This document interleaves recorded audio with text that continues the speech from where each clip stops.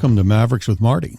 I'm Marty Kotis, your host, and today I have in my office former US Congressman Mark Walker, who is now in the US Senate race in North Carolina.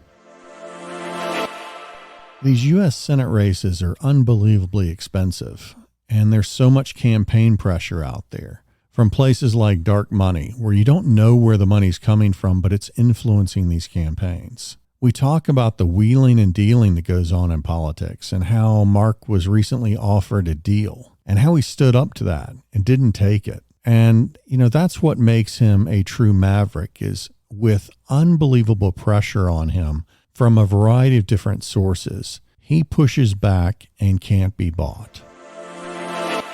As late as last week, I was offered a deal to step down from the race.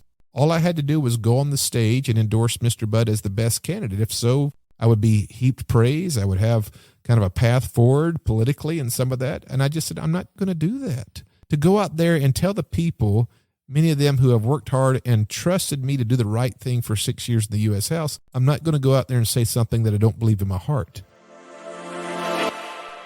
We talk about the importance of the fourth estate, the press, and how it can hold government accountable or how it can be fake news. Our local indie paper trying to get that canceled. Yeah, they were very intentional in trying to shut him down because they ran off a bunch of names. He's this, he's that, so therefore he shouldn't be allowed to speak. But if you look at this even in a larger context, Marty, you're exactly right. Take for the Hunter Biden laptop situation. The press, even big social media and big tech, censored people who said, hey, Hunter Biden is doing this and his dad's involved here. And now we're finding out 2 years later, that it was exactly what we thought it was. This guy was corrupt, working out deals based on a relationship that his father had. We're just now beginning to peel back the layers, but it was the press who shut it down, who said there's nothing to see here, who wouldn't report it right in the middle of a presidential campaign. That's why they have so much power. And President Trump was so right to call these guys out for the fake news artists that they are. We talk about the need for politicians to show up for debates and be accountable to voters. It bothers me a bit when people don't show up for debates because it feels like they don't need to answer to the people of the state or be challenged on the fly, that they're just running ads and kind of outspending people. Yeah. You're putting out this curated message. Is going out, answering the questions, and allowing yourself to be put on the stage with other candidates to be vetted. I can't imagine Donald Trump saying, yeah, I'm not going to debate. He wanted to be on that stage, and it's the reason that he was elected president is because he showed a warrior mentality. He showed strength to get out there and talk about some of these issues. And I think people have become used to that accessible politician that is unafraid to speak their mind. And when you feel like someone's just reading from a teleprompter or hiding behind an ad, it doesn't feel as genuine. We talk about what it takes to be a maverick and the importance of independent thought. If you look at throughout our history, it is the mavericks who made history. It's the ones not just trying to buck the system, but just to say, you know what, we don't have to be conformist here. And that's really, not that you do it just because of that reason, but it takes courage to stand up and say, no, I'm not going to do that. I'm not going to accept that deal, because there's usually a price to pay if you don't.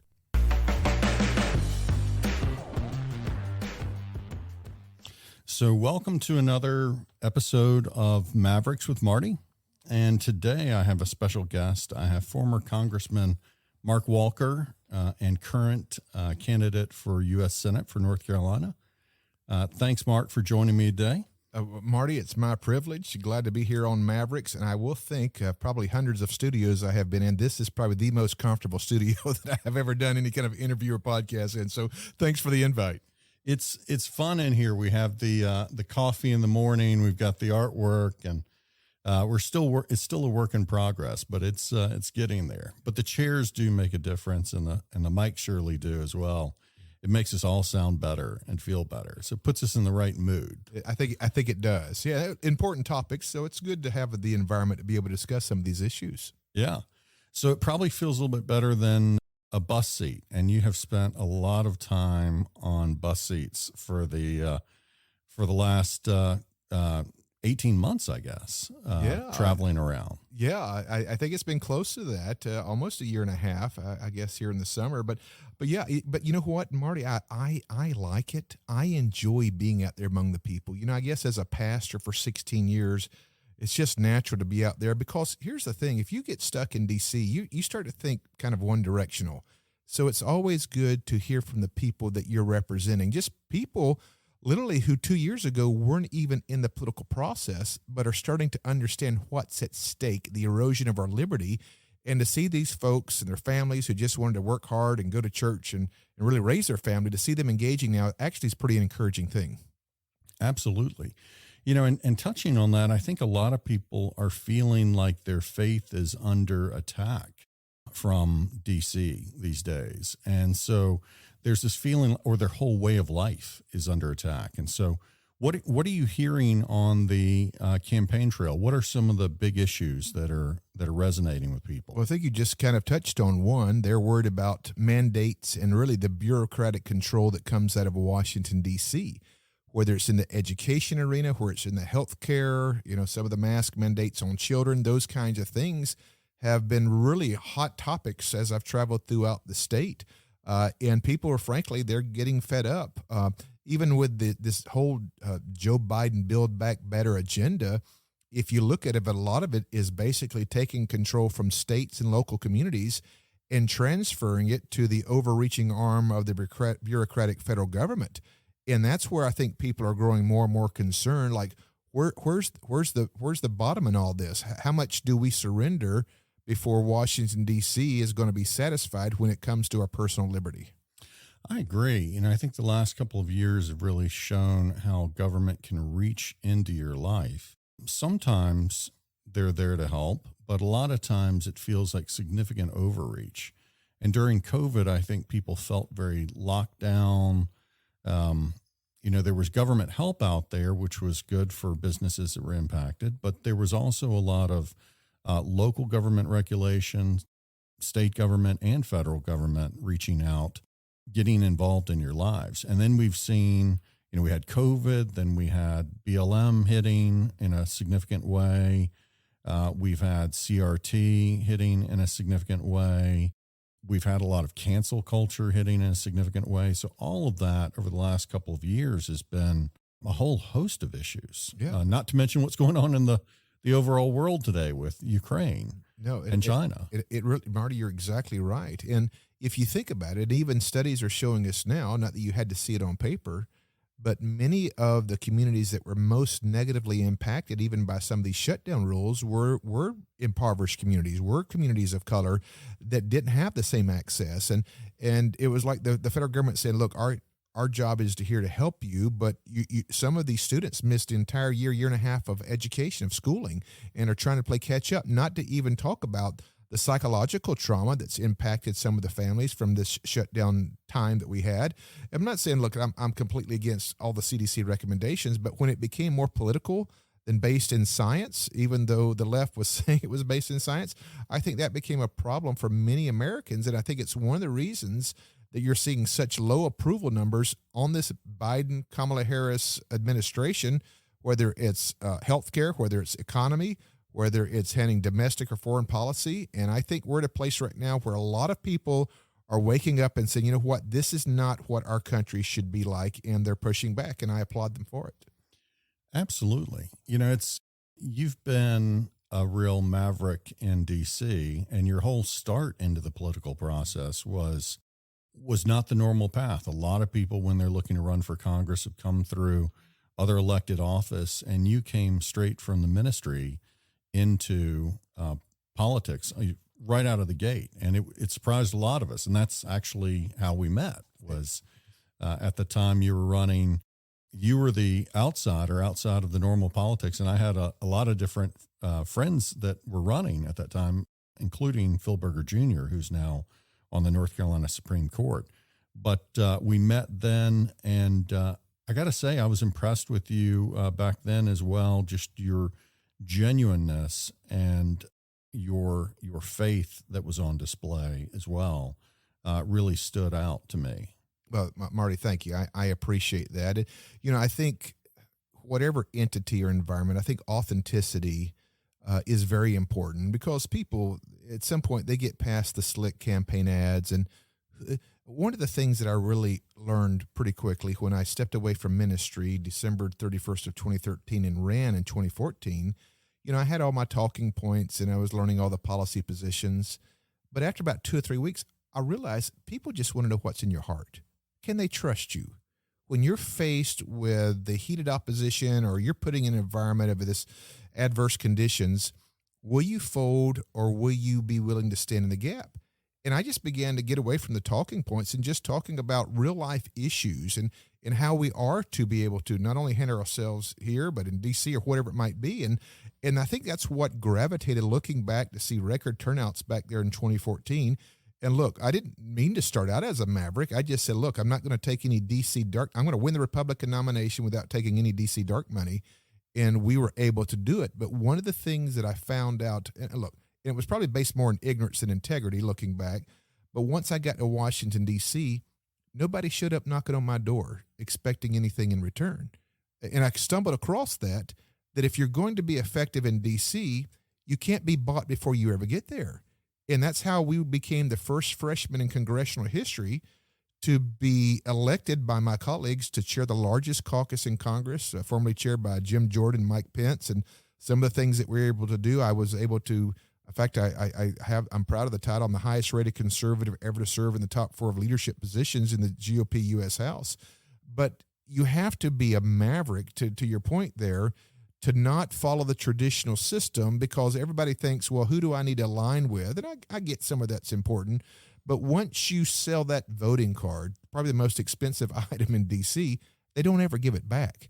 And that's why it's very important, if you are blessed with such an opportunity to serve in a political arena, you have to remember who sent you there. And I think it's very important. I agree. I think, being independent in politics is very challenging, because there's a lot of pressure from other people that you're working with. And it's kind of this group pressure on you to vote a certain way, to think a certain way.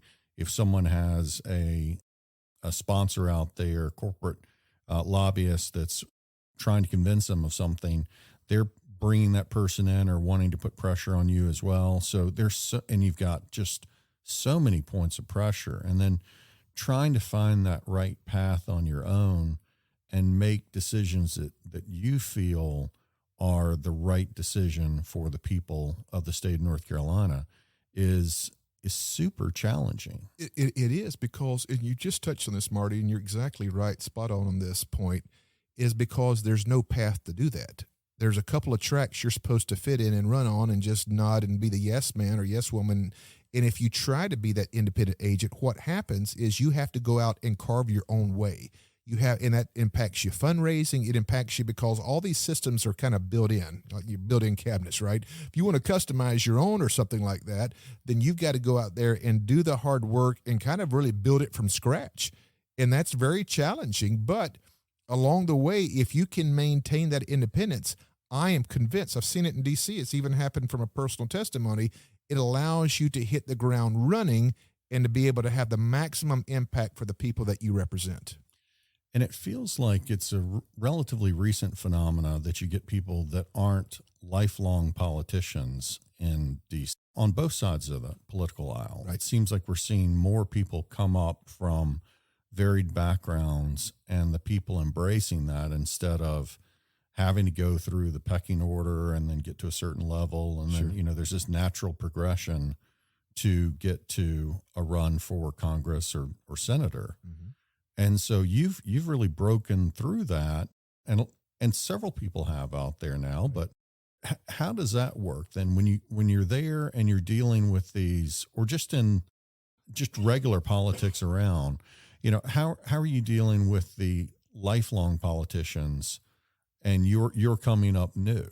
Great question, Marty. It's one of the reasons that I believe in term limits, because what happens even with well-intended people, and I've seen it on both sides of the aisle, once you're there 25, 30, 35 years in some cases, you just kind of gravitate to the back row, push whatever button you're supposed to push by leadership, and you're on some good committee. They're going to take care of you. They're going to do most of your fundraising because they know how you'll vote.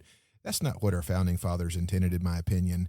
And I think one of the ways that you can push back on it is to be able to implement term limits. I've often thought 12 years, that's 2 Senate terms and 6 House terms, is plenty. If you can't get what you promised that you would do for the people you're representing in 12 years, I'm not sure that you can do it in 30 to 40 years. And I think that's a huge factor to be able to curb some of it, because the special interests did not have that kind of, our founding fathers didn't envision to have that kind of special interest in the hooks there. And I think that's one of the reasons that I've tried to get that legislation unsuccessfully to the House floor. But I think that's one of the stopgaps that can be utilized to be able to limit some of that behavior as far as not representing the people and forgetting about who sent you there to begin with. Absolutely. So let's talk about fundraising, because that is, there's so much money that is being spent on these races out there.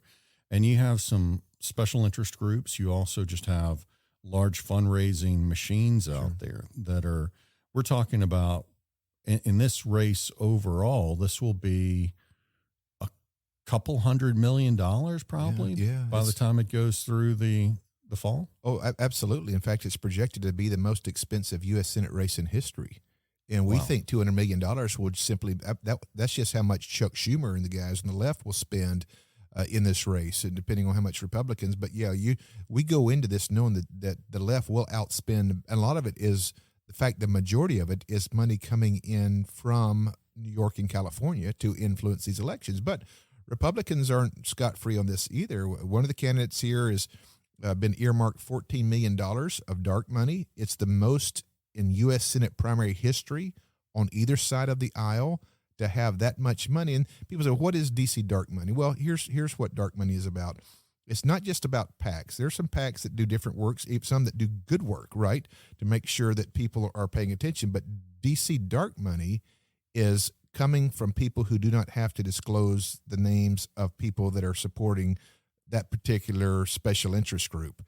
So in this case, for example, Club for Growth, those donors contributing that, they do not have to disclose that information. I just think once you go to that route, once you take $14 million or have $14 million spent on you, does that compromise you when, for example, there was a farm bill where President Trump, Kristi Noem, Ron DeSantis, and I supported it, but I'll be bold here, but Mr. Budd had to vote against it because this same super PAC that is designating $14 million for him called us both and said, you got to vote against this bill. I said, I'm not voting against it.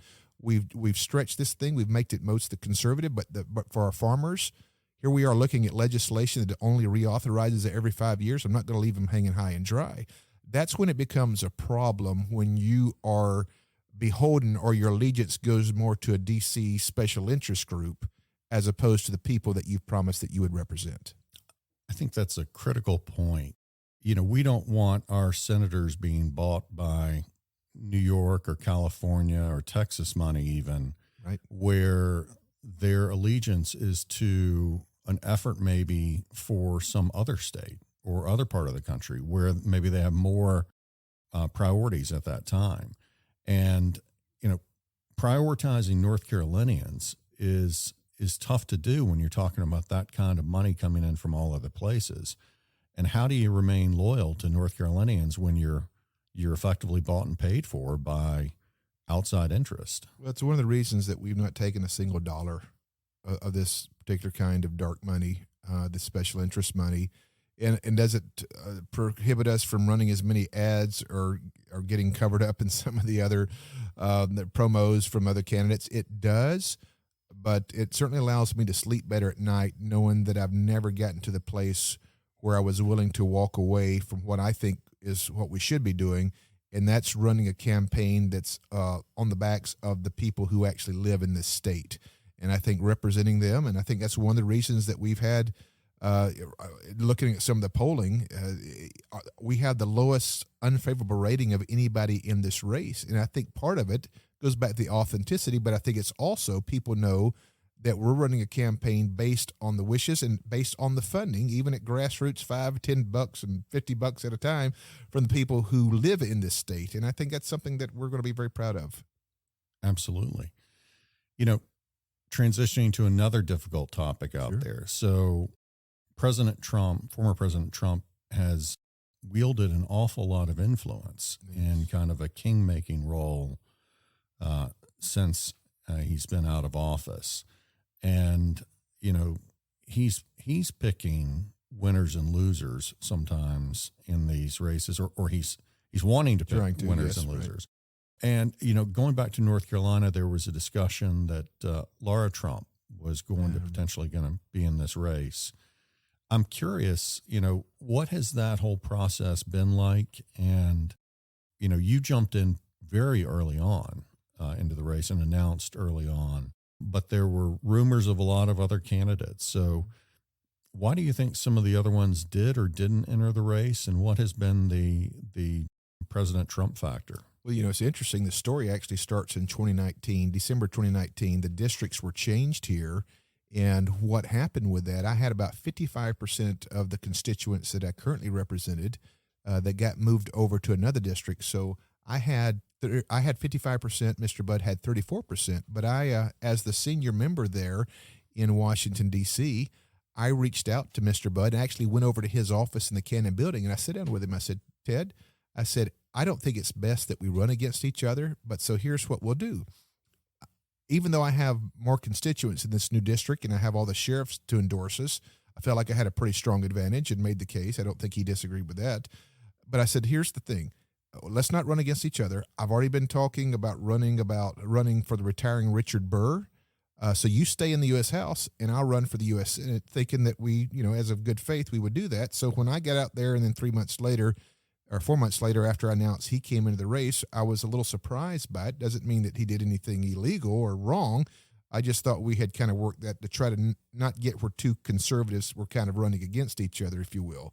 But then there was talk about Lara Trump moving here from New York and running from as well. None of that ever deterred me because I was committed to it, and to this day we're undeterred by it. No matter who gets what money or which name.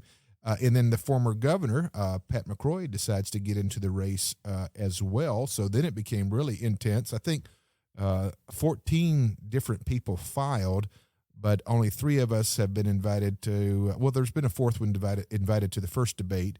But with the debates coming up, I think it's going to be myself, Pat McCrory, and Ted Budd that are invited to be able to hash out these issues. But there's, as you know, Marty, you've been paying attention to the political arena for some time. There's always kinds of things that are going on behind the scenes and wheeling and dealing. But I still think that if you look at this, we are by far the best candidate. We are actually, a lot of people don't even know this, we're actually rated the #1 America First pro-Trump policy candidate of all the candidates. We're the highest rated conservative to ever serve in the top 4 leader positions in the U.S. House. Last member to get a balanced budget. I won't go down and give you the talking points. But we have a strong record, and because of that, with our ability to reach into communities of color and the relationships in the minority communities to talk about our message of hope and opportunity and individualism, I think it puts us in a good place to be able to discuss the record. Now, Pat McCrory and I have been willing to show up for the debates. We hope that Mr. Budd's handlers will allow him to come and talk about these issues, because I think it's very important that if you're running for such a position as the United States Senate, you should be willing to go out and answer these questions that are important to the people of North Carolina. I think that's part of the accountability. And it kind of bothers me a bit when people don't show up for debates, because it feels like they don't need to answer to the people of the state or be challenged on the fly, that they're just running ads and kind of outspending people. Yeah. And that's you're putting out this curated message. In politics recently, you've seen a lot more thinking on your feet, debates that are where people aren't pulling their punches. Yes. And you've had a lot of spirited debate, which I think is good. Yeah. But to not participate in it at all, I think is just a little bit insulting to the common voters, because they want to hear from their candidates. They want to know that they're accountable to them. They want to know that their candidate can answer questions, because when you get to D.C., you're going to have these conversations anyway. Well, no, and I think you just touched on this perfectly. It's political hand-to-hand combat. You have to be able – it's not only the issues that you believe in, but how do you defend those issues, Marty, is really important now, specifically with the onvent of all the news cycles. How do you articulate, and not just preaching to the choir, but one of the things that I've been driven, and probably the basis of why I'm running for the U.S. Senate, how is it that I take what I believe and take it to new places and new communities? Because ultimately, if I feel like that we've got the best message in this conservative ideology, why wouldn't I want to share it with other people, with other places? And if you do not have the ability or the capacity to be able to do that, it basically says you're just going there to be a rubber stamp for what somebody else tells you to do. And I think it's very important. I love the word that you talked about, accountability. Absolutely. One of the elementary things that you should be doing is going out, answering the questions, and allowing yourself to be put on the stage with other candidates to be vetted. I can't imagine Donald Trump saying, "Yeah, I'm not going to debate." He wanted to be on that stage, and it's the reason that he was elected president, is because he showed a warrior mentality. He showed strength to get out there and talk about some of these issues.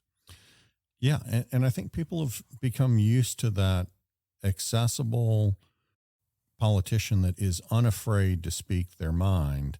And when you feel like someone's just reading from a teleprompter or hiding behind an ad, it doesn't feel as genuine. No, but we have a lot of people, I think sometimes specifically in the Republican base. See, here's what happens, Marty. These politicians, they learn the vernacular. They learn the expressions to kind of get you emotionally engaged. But is there any substance behind that? What will they do? And one of the best ways that you're able to discover how they handle themselves is simply answering the questions that are important to the voters of North Carolina. I hope Mr. Budd and his people will have a change of heart. In fact, we've got 3 debates coming up, WRAL, statewide on Spectrum, and Next Star is the last one that's simulcast on our television networks throughout the state. I think it's important, and I think there'll continue to be backlash for those who choose not to participate in these debates. Transitioning to another figure that is well-spoken and outspoken, Ben Shapiro is going to be in Greensboro, and there's been a lot of controversy about that. There's a lot of effort by liberals to silence the right and not let someone speak, and I don't understand that. I wish we could go back to more of a reasoned discussion where you're listening to other ideas. If you don't agree with them and you don't want to hear them, then don't show up.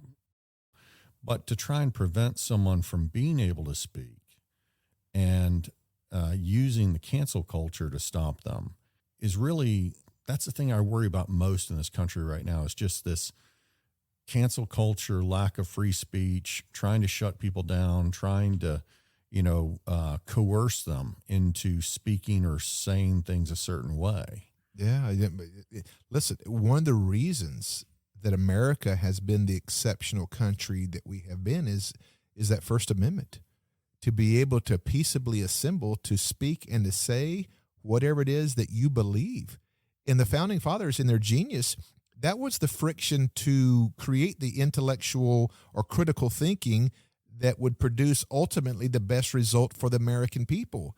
And when you stifle or you limit or you try to counsel, in this case, Ben Shapiro, what you're doing is you're basically saying that I'm not applauding the First Amendment. I want him shut down because I don't like it. And here's the problem with that. If you begin to think about that, that's really one of the tendencies of a socialistic nation or country, is that you limit what can be said because people are offended by it. We see this in entertainment with comedians, politicians. All of this is going, even pastors, as far as a group of the left that have said, no, if you say something, then we're going to do our best to ruin you, not just to destroy you in a way that impacts you, but they want to literally destroy your way of earning, your vocation, anything that's connected with that. And I think that is an incredibly dangerous place to be, even in France, where you're seeing this presidential debate going on. Even both of these candidates are saying, look, we don't want that woke ideology in our country because it's damaging to the people ultimately to produce the best result. We are seeing it, and it continues to expand. And I hope that we have enough Americans willing to push back and fight back on this issue. It's incredible to me to see young folks idealize socialism or communism. And you need only look to what's going on in Russia today or China today to understand that, this is giving, for some of these young people, it's giving over complete control to a government authority who is going to enforce their will, they think. But, Putin is not enforcing the will of the Russian people right now. He is enforcing his will on the Russian people. And if you dare disagree with him, you're liable to get, dragged off to a gulag somewhere. In China, the same thing. So you've got this romanticized version of socialism and communism that people are portraying out there. And then when you look at the real thing, it's just not at all like that. But this is the slippery slope of the cancel culture and free speech and a move towards socialism or communism that just terrifies me. It's the antithesis of what was going on 200-something years ago. You think about it, 1787, you've got these delegates that are assembled in Philadelphia trying to come up with some kind of governing document. And they're looking at all these documents all over the world as they begin to design the Constitution. And what it produced was the longest lasting republic in the history of the world. You think of the benefits for the rest of the world. America's an exceptional nation. We're always the first in philanthropic work. We've got 25% more foreign-born citizens than any country in the world, and we celebrate it. We've taken in 1 million legal immigrants that come the right way, that raise their right hand and become as American as you and I. But we have to be a sovereign nation, and that means making sure that people have the liberty to exercise their rights, to be able to limit what's going on at the southern border, to be able to understand. Like, I've been in 6 different Eastern European countries, been in 22 the last 6 or 7 years. And if you've ever lived through that socialism oppression, you have a completely different perspective.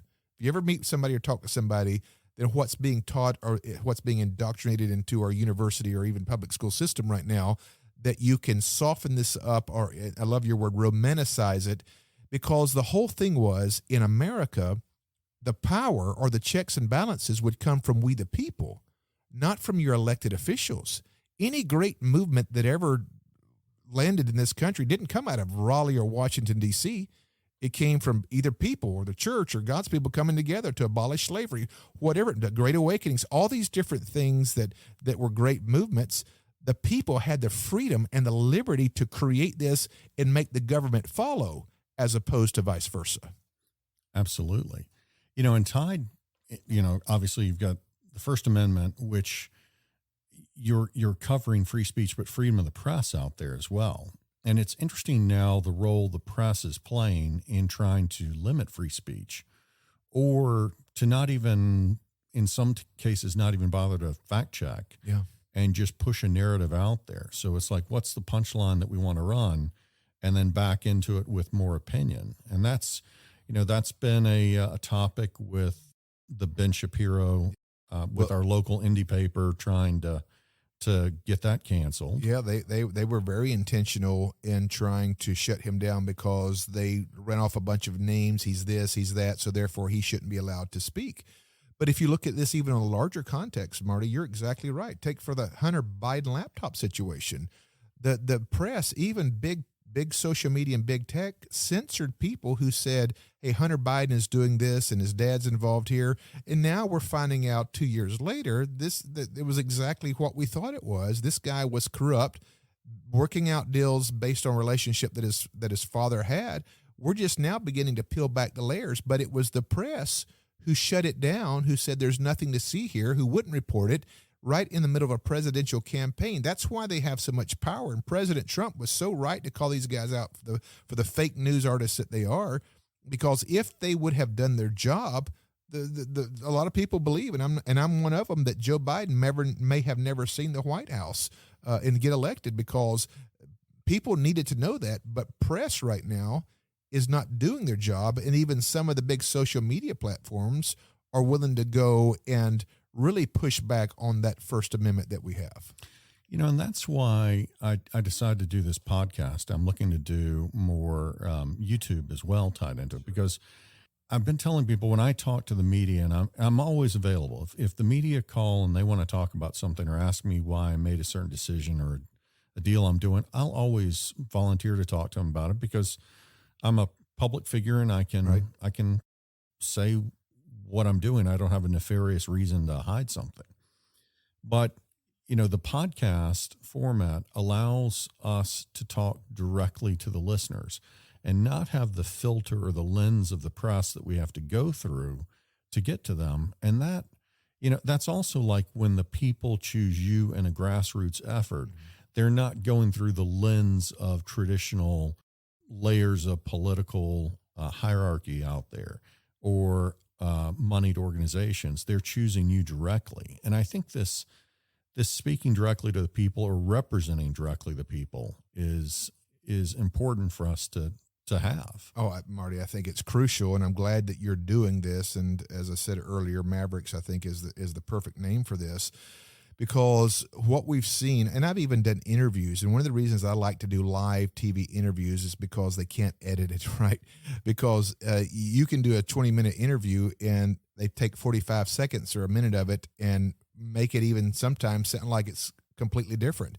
So for people to educate themselves, I think podcasts and things like this environment are very important for people to get, as the saying say, hear it straight from the horse's mouth. That's what's needed. And I think there's a movement in this country that we're seeing that we've lost trust in what used to be a very highly trusted, and that was the press, the Walter Cronkites and so of the world. That doesn't exist anymore because everybody has a spin. So being able to hear directly from people in this environment, I think, is crucial for getting out the truth. Absolutely. And going back to your Walker's Rangers back in the day, the grassroots effort out there, these were people that really took the time to get to know you. They genuinely believed in you, and they were repeating things. They weren't a call center just picking up the phone and reading a script. These were people that were, out there genuinely connecting and telling your story, and you were telling your story directly as well. So how would you differentiate your campaign right now versus the other campaigns? Well, it's more challenging. You're looking at each member of Congress represents 750,000 people, and as your state grows, you lose one from another area. In fact, North Carolina saw this, and going from 13 members of Congress to 14. Now, representing 750,000 people versus 10 million sometimes can be quite challenging as you try to build a statewide base. You look for county coordinators. You look for people who are willing to support and endorse. It's a little bit more complicated. And then the other aspect is, it does take a lot of money to run a statewide campaign. And look, I'm not running from this. I'm not someone who comes from a great deal of personal wealth. So we have to build the infrastructure from almost an administrative grassroots type mentality that these people are willing to engage and get a chance to hear you, to visit with you. And I think going back to what we talked about earlier in the debates and things like that is very important for people to be able to see the contrast of how somebody represents themselves on that stage, that environment, but also to be able to talk about the record. So our goal is this, can we over the next 5 weeks or 6 weeks, however long, I think it's about 5 weeks now, build the name ID and get it up to where it is in the Triad area. So in Central North Carolina, we're doing very well. But how can we get that name ID? And we've got a plan to do that, and I won't bore your listeners to get into the weeds of it. But that's the biggest challenge. If you're running statewide, how do you build that name ID where people know who you are and what you believe and stand for as you move forward? Absolutely. Now, one of the things I think you would have as a real advantage is your faith and your ability to walk in and genuinely express your Christian faith and talk with a whole congregation and be able to, you're not selling an idea. You're not pretending to be a Christian when you do that. And not saying that the other candidates are anyway, at all, but more yours is an obvious, genuine connection. And I would think that would be something that differentiates you from a lot of other people in DC just in general. Well, listen, Marty, I'm certainly no saint. I'm just a sinner saved by grace like anybody else. My faith is very important to me. And I think sometimes, and I've said this, so I'll repeat it here. People sometimes wonder why we send conservatives to Washington, D.C., and within a couple of years are like, wait a second, what? I don't recognize that person. I think if you're grounded in your faith, even beyond your political positions, and understanding that a lot of this battle that we're facing is spiritual as much as it is political. I think that does give you the right or healthy perspective in looking at this. And we do have opportunities to go and speak. Now, when I go and speak at a church on a Sunday morning, I don't even wear my congressional pin. I don't roll up in the campaign bus. I don't pass out materials necessarily, and all the different things that we're looking at. It's a biblical message. It talks about how we should be involved and engaged. And if you look back, even at our early founding days, there were ministers and pastors who were also colony leaders or even governors early on that were unafraid to talk about why it's important that we have religious freedom. That's the basis of this country that was founded on Judeo-Christian principles. There are scripture verses etched in stone and marble throughout D.C., and it's not something that I'm going to put somebody in a headlock and start pounding on their head, but it is very important to me, and I don't separate my faith from who I am. Now, obviously, my allegiance and oath is to the Constitution, and we want to make sure that we're protecting everybody's rights, whatever community or background or group that you're participating. But at the same time, I fully appreciate the fact that this country was built on those principles, the very moral foundation of thou shalt not kill, thou shouldn't steal. All these different things were built out of that history, and it's something that I will choose and continue to fight if given the opportunity to protect. There's that neat ride in the Museum of the Bible in D.C. that kind of takes you around and shows you all the different places where references to the Bible are included in monuments or documents or artwork. And it's refreshing to see that. And it's also depressing sometimes to think about how people are talking about trying to remove all of that from government. And I definitely respect other faiths out there and don't want to force my will on them, but I'm an unapologetic Christian, and so I'm not going to be apologizing for being a Christian. And I think that's where we kind of find ourselves these days. And it seems like there's a effort in DC and in a lot of times in local government to strip out faith out of government. And when we talk about separation of church and state, that's a different thing when you're talking about the Pope and the papal armies and king making and things like that, versus it doesn't mean there should be an absence of faith in our lives. I think that's a terrible mistake if we wind up going down that path. No question. If you look at our early primers, the textbooks, even they taught the small children to read, it was the book of Psalms or Proverbs. This is part of our history and who we are. And listen, as a person of faith and a follower of Jesus Christ, I think that's been a huge fabric of our country. And whether you want to look at it from a daily walk as a Christian, or if you just want to look at it from a historical aspect of it, it's interesting. In times of crisis, this country has always come together in prayer. Whether it was in our world wars, after 9/11, that's been part of our fabric. And for people to try to intentionally attack it or target it is something that I know, and not just me, have a lot of problems with, that people want to erase this. What are you going to do? You're going to go sandblast the verses that are etched in marble in Washington, D.C. and all the different places there? Look, I'm not saying that every sign of the Declaration of Independence, all 56 of them, were born-again Christians, but there was a healthy respect for our Creator, for an almighty God that was based in the Judeo-Christian principles that are woven all through our documents. And I think getting away from those, you can track it historically when we banned prayer in the public schools, when we took God out of the classroom, when we got away from these two founding things that were part of it, from the Bible and the Constitution. I think you can make a case that we began to have the family breaking down in our culture and government stepping in a way, in a role that it was never intended. And now we're starting to see a lot of that creep over into or we've seen it over years, creep over into the education systems, whether it's K through 12 or, I serve have served on the UNC System Board of Governors, and now I'm serving on the Chapel Hill Board of Trustees. But I see this, it's hard to separate. When you get maybe a teacher with a certain mindset, it's hard for them not to bring that mindset into the classroom. And when you look at the demographics of the teachers, and let's say it's 90% Democrats, then they're going to tend to bring those into the classroom as well.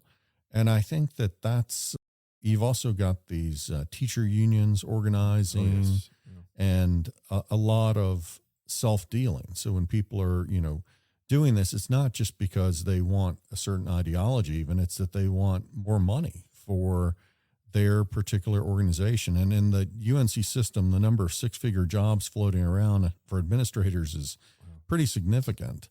You've lived in that world. You've seen it firsthand. I like to always say that government is most effective the more localized you can make it. And it's none more true than it is in the education arena. One of the pieces of legislation that I did not get passed, I got it to the floor for a vote, got 191 votes, and needed 218 to pass it on to the Senate, was something that we call the A+ Act. Now, what the A+ Act does, it doesn't strip any of the federal funding, but it does restrict from any federal bureaucracy having any say-so in how our children are educated. In other words, getting that ability to only be designed from your state or local school board level. This is what this whole election, if you look back in Virginia, when Terry McAuliffe actually said out loud what a lot of them think, I should say present tense, was that parents have no say-so in their way their children are being educated. That's offensive to people. And even today, you're seeing this report out of New Jersey where 6-year-olds are taught, look, just because you're born with these parts, you can question it. You can push back on that. And look, if you have to have that conversation, I don't want some dude having that conversation with my 6-year-old daughter. That I have a major problem with that. Are there times and places for that discussion? Yes. But when you give that power over to the education system, when there's already strong evidence, in fact, you can prove it, that most of it is driven by teachers union who are designed to try to kind of create arenas where they're getting more and more money and at the same time teaching a leftist woke ideology. I think that's why that the basis that we're seeing and the trend is to vote a lot of these folks out of Congress this year is because families and parents and people have simply had enough of the overreaching arm of the federal government going all the way into the classroom and said, no, we'll be the ones that teach your children what we want them to know. And I think a lot of Americans have had enough of it. I think some of this also has come about because parents have had a chance to observe their students participating via Zoom and Yes. and really see more of what's happening in the classroom. And it was eye-opening for a lot of them. And then we've had, people out there really advocating for things like CRT.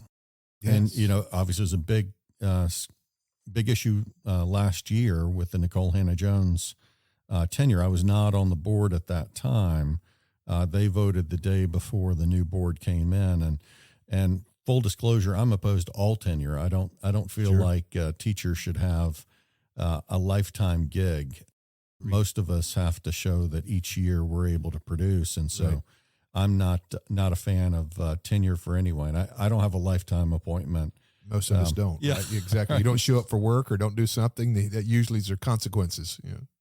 But there was a lot of discussion. There was a lot of discussion around CRT with that. There was also a lot of discussion around journalistic integrity and what does that mean? And the donor, Mr. Hussman, who was very generous and gave a big gift to the journalism school, was critical of Nicole Hannah-Jones, and he had these ideals that he wanted conveyed through the journalism school and actually put on the wall. But a large part of that was being impartial. And I know that's very difficult, especially these days, to see impartiality in journalism. But fact checking, doing your research, getting quotes, double checking, getting the other side's comments, and not something just pushed out with a very clear objective. And so, I respect that. I think, there were some stumbles along the way as part of that process, obviously, and it could have been handled a lot better in a lot of different ways. But journalistic integrity or fact checking or more being a little bit more impartial is somewhere I'd love to see us go back to so that people can trust the media. Because right now, I've had plenty of articles written about me. I'm sure you have where you read it and go, wow, this really is fake news. It's not at all what happened. Yeah, it's like, hey, I would never vote for that guy. And you're like, wait, that's me they're talking about. So, no, you do see that sometimes. And Marty, I think the only way to get back to that is to be able to tie in federal funding or restrict federal funding and allow the people in the local communities to make those calls. Because whether it's critical race theory, a lot of this stuff that when the federal funding comes in, there's always a catch to it, whether it was Common Core or critical race theory. These are the kinds of things that parents are trying to battle back. And to the point you touched on earlier, one of the things that came out of COVID is that moms and dads saw and heard the first time of what their children were being actually taught in the classroom. And they're like, wait a second, what does that have to do with reading, writing, and arithmetic? And we're seeing more and more of that. Where it's more of a social education than it is the very principles of getting a solid education to compete, not just in the workforce, but even internationally. And this dumbing down that we have seen and that we've seen really implemented in the public education arena, I think that's one of the reasons that moms and dads have continued to pull their children out of some of these places, because you touched on this earlier, there's no accountability there. And that's something that I think at the state level, which is where 90% of your funding comes from, the state level, these guys have really got to continue to draw a conduit or almost a rubberneck where there's a filter of only putting the best out there because of our children's education and the importance of that future. And I think we're going to see a lot more deliberate choices in education, whether that's charter schools that align with someone's interest, or universities that do. You look just north up to Lynchburg at Liberty. Yeah. And while they've had their share of struggles recently, the concept of it was a neat concept, which was to provide Christians another alternative out there, both in person and online, and know that sort of messaging was going to be available for them. And Ben Shapiro actually is dedicating some funds recently to children's television programming so that they could have content where you've got just a return to wholesome, Sure. I think that's one of the things too, is our kids are dealing with issues that they normally wouldn't have to when they're 6 or even when they're in college. I think we're pushing a lot of ideas down on them at an early age where they haven't quite had a chance to even learn about just normal kid stuff and relaxing stuff, or even in college a little bit more, basic, getting into core curriculum and then going out from there. It's a lot more very divisive topics. Yeah. What 6-year-old needs to be having a conversation about gender dysphoria? Are you serious? And that's what the teachers unions and others are okay now green lighting, and we're seeing this slew of mental health issues and all the stress. Let them go out and be a kid. Teach them the basic fundamentals of reading, making sure they're phonetically they can read well, or they're understanding that 2 + 2 actually equals 4.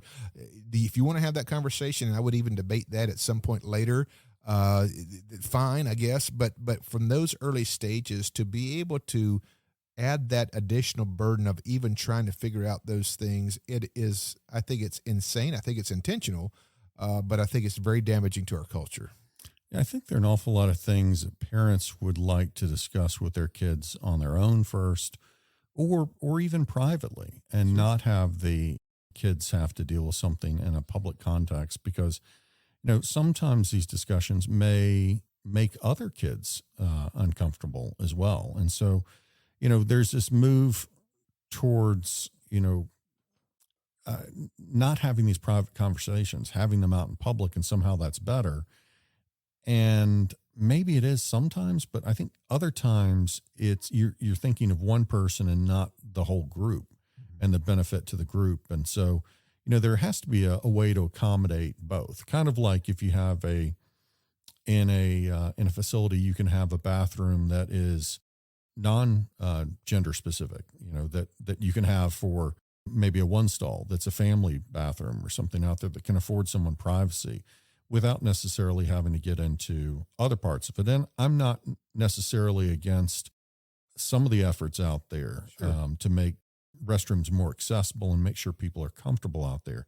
But I think there are other ways to kind of make everybody happy as well by doing something a little bit more difficult, perhaps building an extra room or having a special counselor for different issues or something to provide where it doesn't have to be just all or one, one way or the other. I'm not opposed to trying to be creative and with different people and where they are in life. And as I said, the Constitution protects all those rights, and that's something that's very important. But when you get to the place where you tell a first or second grade class that there's no prayer in the classroom, but just because you have those parts, it's okay to question all your sexuality. Having that conversation at 6 or 7, I think, is preposterous, and I think that parents have every right to be upset with that, to be out protesting. And we've saw this the last 2 years where you've got your 3 and 4 year olds, people are pushing masks when there's no science or evidence to say there's anything that's going to help not get sick when you're wearing a cloth mask. In fact, even for adults, I'm not a biologist, or scientist, so I won't get into all of that. But it doesn't take you very long to realize that some of this is politically motivated. Yeah. I remember when my son was at school and he's probably like maybe 6 or 7, and they were doing some music for the school, and they were going to sing the song Hallelujah, which sounds really nice until you listen to the lyrics and all the different verses in there. Yeah. And it's very sexual in parts of it. Yes, and I'm not a prude, and I'm fine with the song and anything else anybody wants to play, and I listen to all variety of music. But for my 6 or 7 year old, I didn't feel like that was appropriate. And so it was one of the few times where I spoke up and said, hey, is this age appropriate? And I think that's some of this issue too, I'm not wanting to limit content. I'm not a book banner or anything like that. The whole back of my artist loft is a nod to Fahrenheit 451. So, I don't ever believe in banning items out there, but I do think there's certain levels where you say, this is not age appropriate. You're not immediately launching this into certain things until kids can really understand what's going on. Yeah, adults do what you want to. That's the basis of liberty that we have enjoyed and appreciate America. If you want to go do stupid stuff, you have every right to go do stupid stuff, unless it impacts other people, their families, children. Exactly. But the great thing that we celebrate in that personal freedom in America is you can believe, do, and say whatever the heck you want to do and say.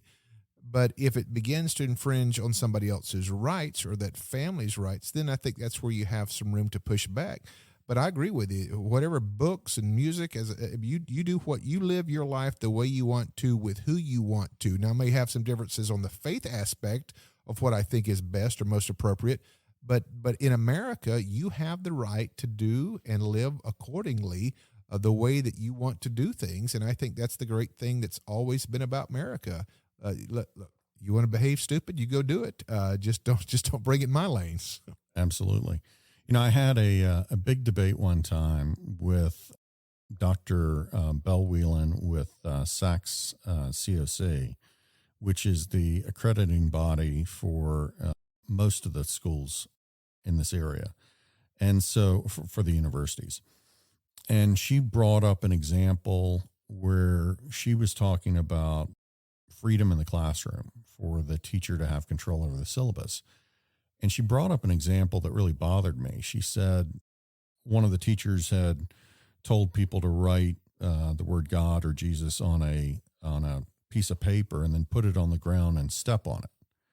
And she was describing that as academic freedom. And I raised my hand. I said, I'm sorry, but, I feel that that's religious persecution. You can't imagine if someone had, write the Quran and then put it on the ground and step on it. Yeah. That would not be allowed. No, it wouldn't. But it goes back to, we talked about China before too, when they used to kind of identify Christians by having them desecrate a Bible or a cross and use that to find them and then persecute them. And, and I feel like we're seeing some of that these days in our education systems, where people are kind of identifying these, and it's not that obvious, but it's more subtle and trying to mold them in their own ideology, which may be an atheist. Well, to back up your point, Marty, that you're making, if you, in the 6 years that I served in the U.S. House, I found something very interesting. So Democratic members of Congress on the Democrat, the left side, the ones that are about my age or older, I'm 52, be 53 in May, 50 to 55 years old and older, they know how the game is played. They may not vote the same way. But the younger group, this next crop coming up, it's their religion now. They hate what America stands for. They hate when you talk about Judeo-Christian principles. They hate the fact you talk about prayer in schools or whatever it might be, because it's the only diet that they've ever had in the education, in the arts and entertainment, in the political arena. And to your point, you're exactly right. That's where we are headed if we don't curve back some of what we've seen when it comes to this generational indoctrination, that if you believe in these set of Christian values, then you're ostracized. But for many of these, the AOCs, and I've served with these guys in Congress, the reason they're so passionate about is because they truly believe and have been taught that America is inherently evil. It's inherently racist. And all these bad qualities they believe in, it's their job to completely create a new system. That's where the whole socialism argument, to get away from these Judeo-Christian principles, to get away from the great things that this country has done. Look, I'm not saying that we got it all right, even talking about all men are created equal day one. But the great thing about this nation is that we never quit trying until we did get it right. We celebrate that. We don't condemn it. Any atrocities, always we point out. But we can celebrate that America has continued to fight the fight for equality for all. And that's one of the great components that has made this country great. You can't find, this is the land of opportunity for more individuals, no matter your background, than any other country that's ever existed. Let's celebrate it for a while. And it's amazing to me to see these Antifa types or anarchist types out there really just hating on America. Yeah. Just wanting to tear it down. And I think some of that is there's a lot of desire for redistribution of wealth. That's a concept that goes back throughout history. If somebody has, two pieces of bread and you've got none, you want to grab it. But there's a lot of, when I look at AOC and the squad, it seems like there's a desire for notoriety. There is a kind of a rebellious teenager type feel where it's if everybody's for the supporting the U.S., then we're going to be completely against it and kind of tearing it down. And there's a better system. We can't point to it out there, but we're going to make our own, almost a creative. Now, maybe that's a maverick, but it also could be a little bit destructive. No question it's destructive, because you have to look, what's the ultimate motivation here? And the ultimate motivation is about control. If I can get you to believe that you have to be dependent on me to accomplish anything in life, then I'm holding all the marbles. I'm in control. I'm the only Republican in North Carolina at any elected position, as well as in the U.S. House to this day, that has spoken given the commencement at a HBCU, Historical Black College University, or also the only one that's won the United Negro College President's List Award. And what I try to communicate, hopefully with full authenticity, in going back to our faith, is that you are fearfully and wonderfully made. God knew you when you were in your mother's womb, which means he's got a specific purpose and plan for your life that has nothing to do with some ceiling the federal government wants to put on you. And this whole mindset of creating dependency or victimization, that doesn't help individuals. It literally stymies their growth when you tell somebody that without me, this is as far as you can go in life. And you get people to believing that, you're literally oppressing the mindset to go out and be creative, to be artists, to be free market people, to get out there and be entrepreneurial. And that's the problem that we're seeing in the 21st century, is this move to have more control in your bureaucratic governments, where the state and especially I should say at the DC level, you're literally damaging people's growth. You're not enhancing it. You're not helping somebody when you create that mindset that, hey, without me giving you a certain amount of money, then you'll never be able to go out there and accomplish something. I think it's one of the most destructive things that has damaged the fabric of our country for the last half century. And I think they also, when people create a high level of taxes, sometimes that's because they want this big pot of money that they then have control over and how to spend to use how they see fit, and not necessarily for the public. You need only look to the Russian oligarchs or the elites in China, and you see that this isn't necessarily serving the people. It's serving an elite few that just kind of get there through this strong state control of the markets, as well as the press and of the military, and just kind of this, and that's what we keep coming back to this idea of, mavericks, independent thinkers versus people that want to hand over control to someone. And I always tell someone, picture handing control over to your worst enemy. Those should be the only freedoms you're willing to give up, because if you give up a freedom, you put a leash on yourself and hand it to somebody that's going to, drag you behind the car, it just boggles my mind that so many young folks are believing in this romanticized system and this benevolent government that's going to look after them. And I just can't get my mind around it. Well, if it's the only thing that you're taught from the time you're age 2 or 3 years old, you don't know any other capacity. And that's why we have to continue to stand up and do our best to make sure that everybody hears our message of individualism, hope, and prosperity. Now, Mark, so going back to the primary, Sure. Which is a very short while away. Weeks away.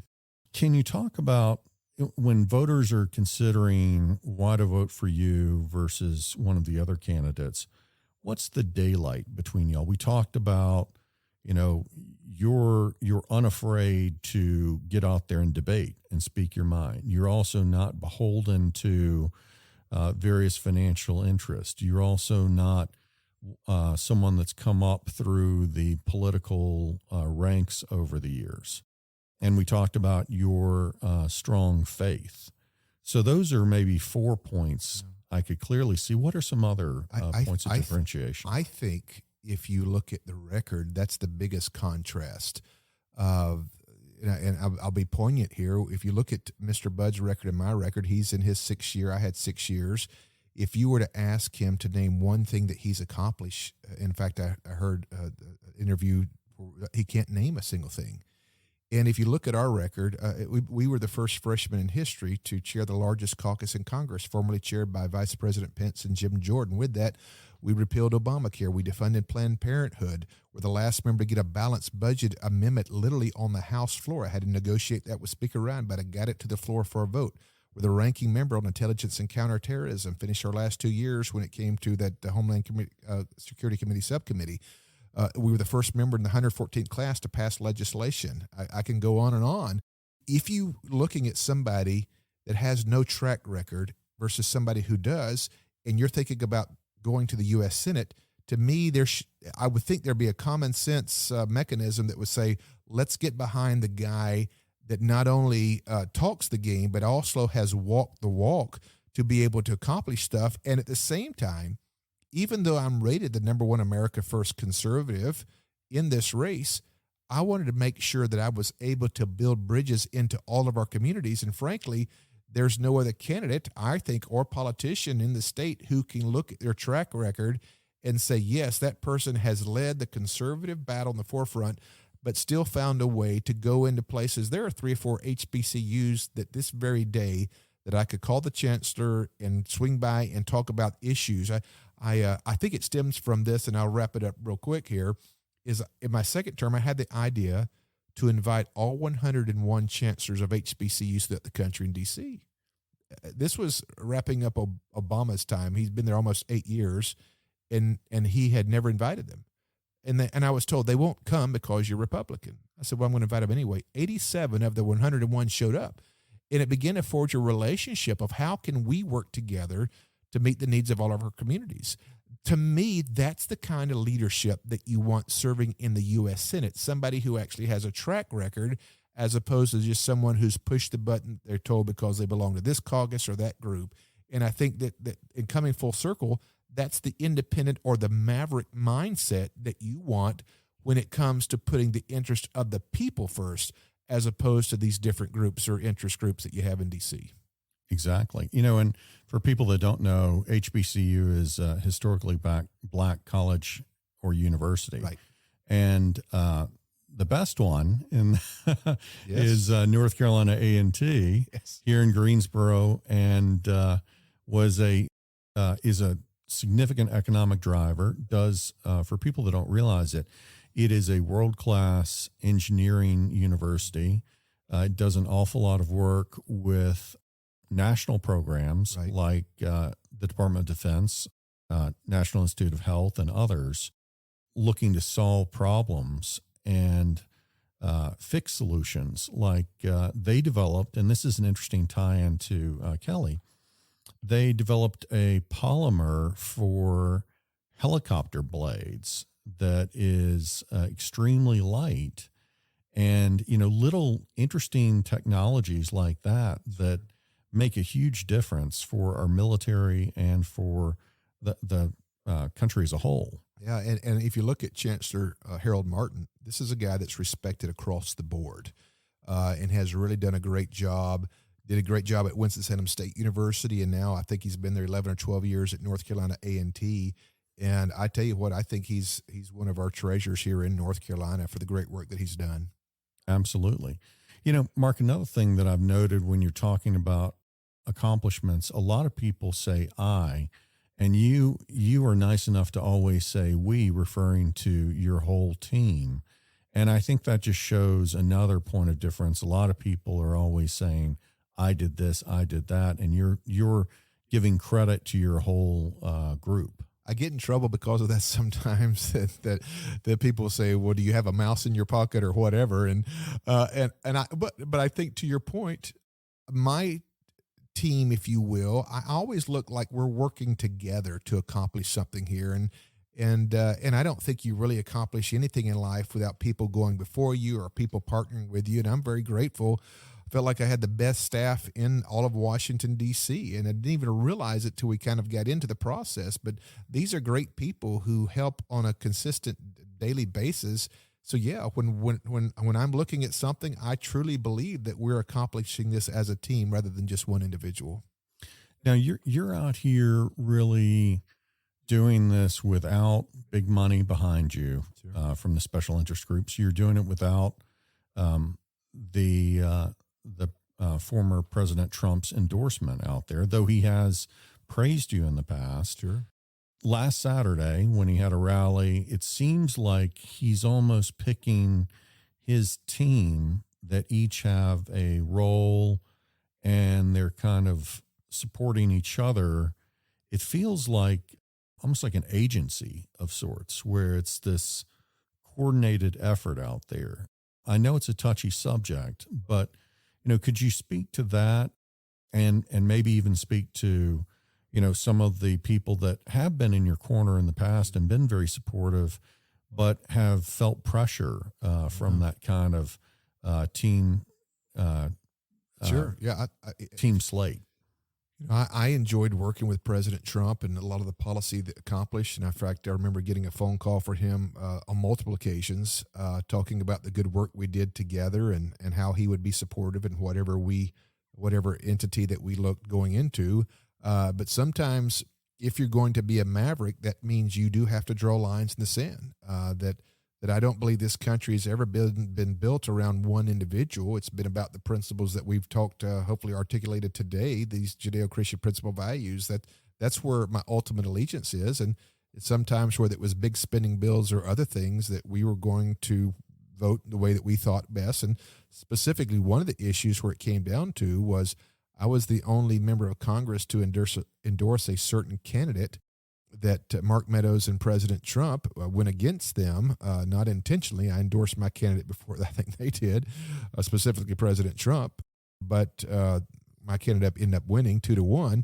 But sometimes you have to do what you believe is right. And I wouldn't change that because I'm ultimately accountable, ultimately to the Lord, to my faith, to my family, and to the way that I serve. And sometimes if you don't toe the company line and you are a maverick, it's going to cost you at times. But ultimately, looking back, I don't want to be someone who says, well, my life calling was just to make an argument and to make a difference and not make a difference.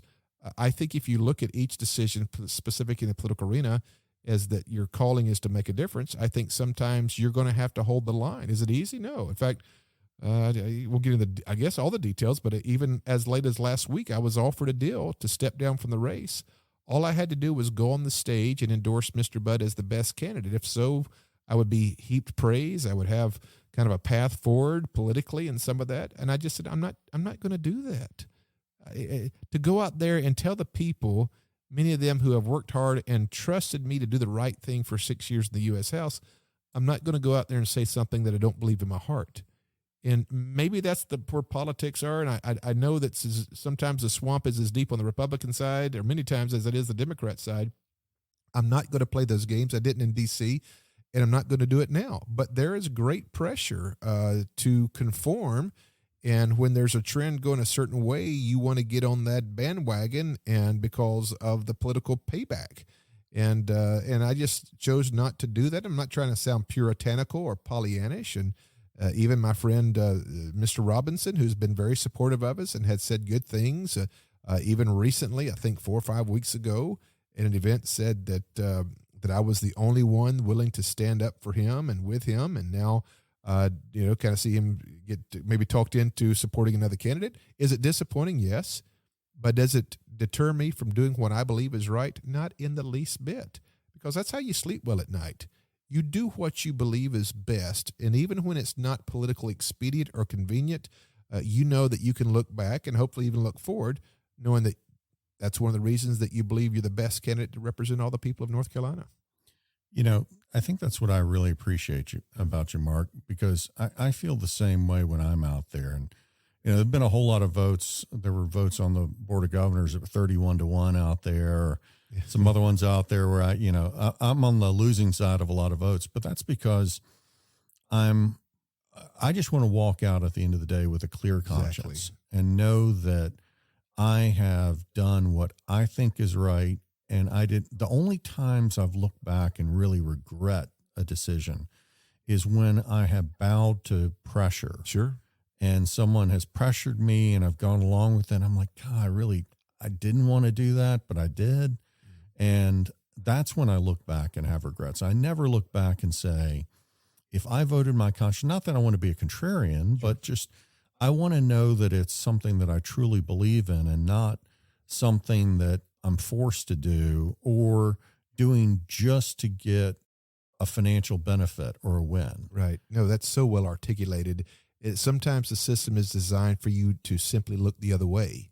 And that's what makes you a maverick, right? Is not that you're just, as you said, to be contrarian, or not that you're trying to be a thorn in the flesh, but it's like, guys, is this really the best path forward? Or should we consider this option? Or should we add this or take away or not do this at all? And that's, if you look at throughout our history, it is the mavericks who made history. It's the ones not just trying to buck the system, but just to say, you know what, we don't have to be conformist here. And that's really not that you do it just because of that reason, but it takes courage to stand up and say, no, I'm not going to do that. I'm not going to accept that deal. And because there's usually a price to pay if you don't. whether you're trying to be blackballed or whether they're trying to squeeze you out of this entity or that entity. But ultimately, I think, and I'm convinced, and I have seen it in my own life, that if you're willing to stand up, not from a prideful standpoint, but willing to stand up because you truly believe there's a better way, many times, if not nearly all of them in my life, it's turned out to be pretty good later on. I agree. People are fearful. There's always this idea of safety in numbers, of sticking with this group just because you won't be attacked. There's safety out there. But, people have to find their own voice. They have to do their own research. They have to stick to their beliefs. And I think that's an important message for voters out there too, is not to be pressured to think, okay, I'm voting for the winner or the loser or wherever. Vote your conscience and go in and say, okay, I'm going to vote for, and whichever candidate out there in any race out there. If they believe in the candidate, vote for that candidate. If they don't, and they're doing it for some other reason, that's disingenuous. And I think it's important for people, and you've shown it before, that people understand your character and will vote for you and stick to you, even if some of the other political elites out there are more playing the system or gaming things or trying to set things up a certain way. I still think there's a strong path for people like you that are, and it's also that leadership. You're showing others that they can do it this way without having to kowtow to special interest or kowtow to a kingmaker out there. They can be bold. They can find this independent maverick path as well. It's actually liberating, Marty, when you're willing to take that step of faith or courage to get out there and say, you know what, I know in my heart this isn't the best way, or I know in my heart that this isn't right. And even though it may cost me a little bit temporarily or sometimes even a little bit longer, the freedom that you have in being willing to stand up against the wave of popular opinion at times. And look, there have been times where I've had somebody say, you know what, that was a better way, or this was a better way. But I feel like that if we had more people willing to engage the process to do what they believed in their heart was right, we could go a long way in fixing some of the problems that in our system today. So for people that want to support you, obviously the best way they can do that is vote on May 17th in the primary and in the general election. They can put up yard signs, they can put up stickers, they can post on social media.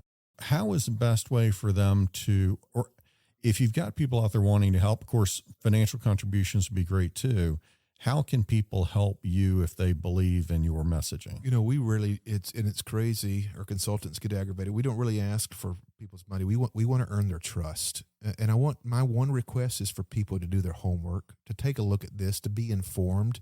They can follow us on social media, Instagram, Twitter, Facebook at REP Mark Walker, and they can always look at our website, walker4nc.com, walker4nc.com. But just pay attention. Look past some of the shiny objects, because that's usually not the direction that we should or would want to go. If people will do their homework, I have complete confidence that we will stand that kind of test to be able to come out first in this process. And we're grateful. And grateful to you that you've launched this Maverick podcast program, because it really gets past just a 2 or 3 soundbite, but really gets to the heart of the issues and how we move forward in resolving some of these issues. Well, thanks, Mark, for coming on here, and I wish you much success in the primary on May 17th and in the general election in the fall. And I'm always happy to spend time chatting with you, because I learn a lot, and just it's always a enlightening and encouraging experience. I always walk away feeling more jazzed up too, and emboldened to go out and do things too. Thanks, Marty. Appreciate you being involved, and the fact that the community makes such a difference for you. I think you're leading by example. Keep up the great work, and God bless. Thanks, Mark. Today's episode really gave me a sense of hope for politics. I can get sort of jaded looking at how politics works sometimes and the doublespeak out there that a lot of politicians have. But in talking to Mark today, he shared a lot of things that people wouldn't normally share, that a lot of politicians wouldn't dare say. That's what makes him a maverick, unafraid of one of the most powerful people in the country, pressuring him to do something, and he stands up to that. I don't know too many people that would do that, but Mark Walker would.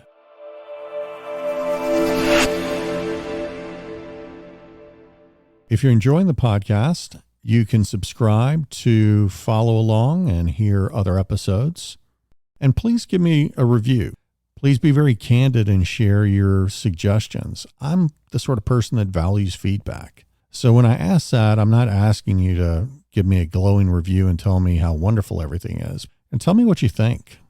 And you can do that in a few ways. You can write a review, or you can shoot me an email to marty@maverickswithmarty. If you just want to call in and leave a message, you can call me at 41podcasts or 417-632-2787. Or you can email me. The email is marty@maverickswithmarty.com.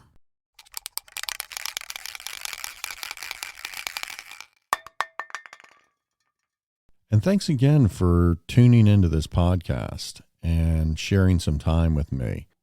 I'm looking forward to some of the upcoming conversations that we're going to have.